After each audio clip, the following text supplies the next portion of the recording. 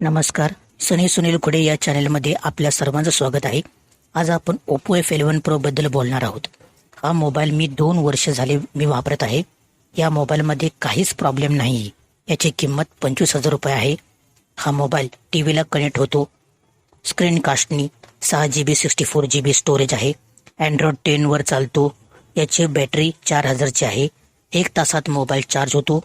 सकाळी 10 ते 11 पर्यंत चार्जिंगला लावल्यानंतर दुसऱ्या दिवशी सकाळी 10 ते 11 वाजेपर्यंत चार्जिंग संपते. कितीही वापरा, बॅटरी लगेच संपत नाही. हा मोबाईल खूपच चांगला आहे.